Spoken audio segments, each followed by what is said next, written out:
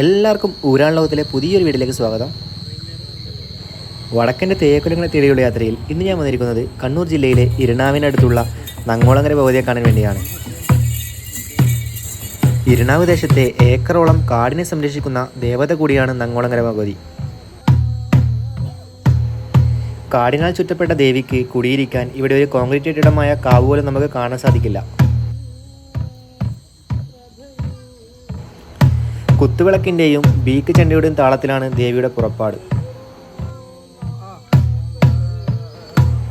ഇരിണാവ് ദേശത്ത് കുടികൊള്ളുന്ന ശക്തി സ്വരൂപിണിയും ഭക്തവത്സലയുമായ അമ്മയാണ് നങ്ങോളങ്ങര ഭഗവതി.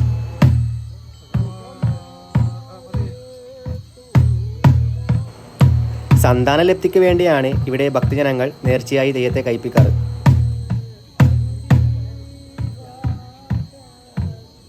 ദേവീ സങ്കല്പപ്രകാരം മാടായിക്കാവിൽ അമ്മയുടെ സഹോദരി എന്ന സ്ഥാനമാണ് ദേവിക്ക് ഇവിടെ നൽകാറ്.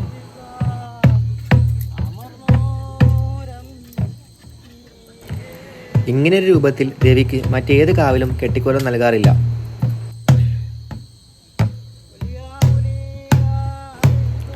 വർഷത്തിൽ കുറച്ച് ദിവസങ്ങൾ മാത്രമേ നമുക്ക് ദേവിയെ ഇങ്ങനെ രൂപത്തിൽ കാണാൻ സാധിക്കുകയുള്ളൂ.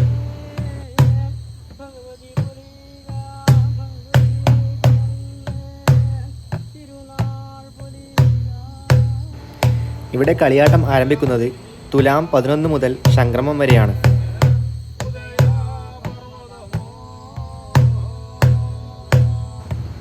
ചുരുങ്ങിയ 20 ദിവസം മാത്രമേ നമുക്ക് തെയ്യത്തെ ഇവിടെ കാണാൻ സാധിക്കുകയുള്ളൂ.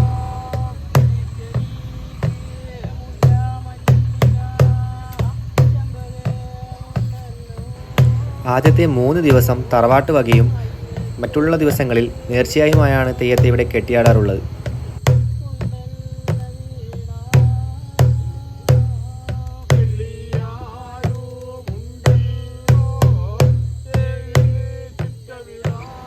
നങ്ങോളങ്ങര ഭഗവതിക്ക് മറ്റു തെയ്യങ്ങളെപ്പോലെ കൊടിയിലെ തോറ്റമോ അന്തിത്തോറ്റമോ ഒന്നും കാണാൻ സാധിക്കില്ല.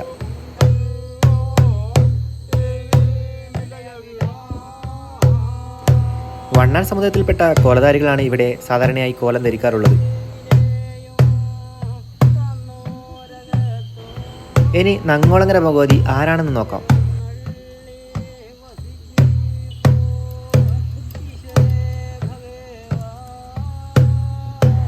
സാക്ഷാൽ ആദിപരശക്തിയുടെ ശാന്തസ്വരൂപിണിയും സൗമ്യവുമായ ഭാവമാണ് ദേവി നങ്ങോളങ്ങര ഭഗവതി.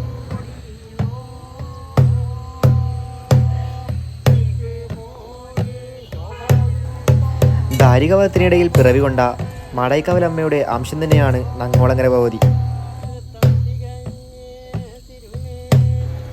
അതുകൊണ്ട് തന്നെയാണ് ദേവിക്ക് മാടായിക്കാവിലമ്മയുടെ സഹോദരി സ്ഥാനം നൽകിയത്.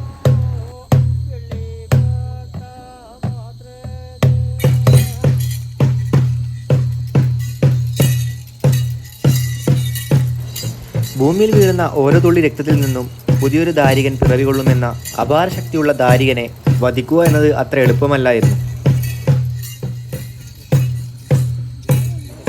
അങ്ങനെ യുദ്ധത്തിനിടയിൽ ദേവി തന്നിൽ നിന്നും അനേകം ദേവിമാരെ സൃഷ്ടിക്കുകയും ചെയ്തു.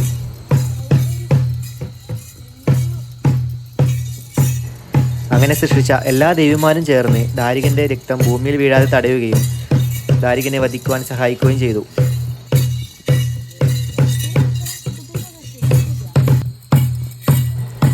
അങ്ങനെ ദാരികനെ വധിക്കാൻ സഹായിച്ച ദേവിമാരിൽ ഒരു ദേവിയാണ് നങ്ങോളങ്ങര ഭഗവതി.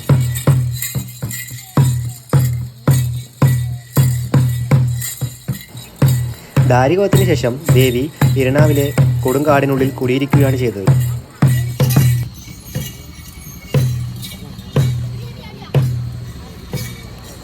അവിടെ ദേവിക്ക് ക്ഷേത്രം പണിയെടുപ്പിച്ച് നൽകാൻ നോക്കിയെങ്കിലും അമ്മയുടെ അരുളപ്പാട് ഇങ്ങനെയായിരുന്നു.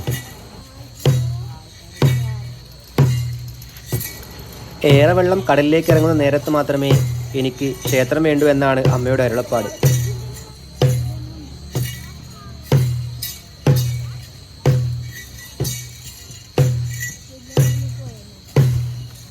ഞാൻ നേരത്തെ പറഞ്ഞ പോലെ ഭക്തവത്സലയും ശാന്തസ്വരൂപിണിയുമായ അമ്മയായതുകൊണ്ടാണ് തെയ്യത്തിന് നമുക്ക് സൗമ്യമായ നടപ്പ് കാണാൻ സാധിക്കുന്നത്.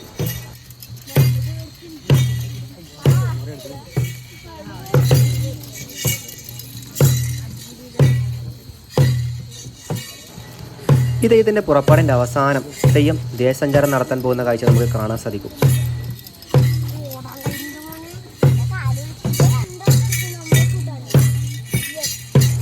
പുറപ്പാടിൻ്റെ അവസാന നിമിഷം ദേവി കാട്ടിലൂടെ നടന്ന് മാളൈക്കവലമ്മയെയും ചുഴലി ഭഗവതിയെയും വന്ദിക്കുന്ന കാഴ്ചയാണ് നമുക്ക് കാണാൻ സാധിക്കുക.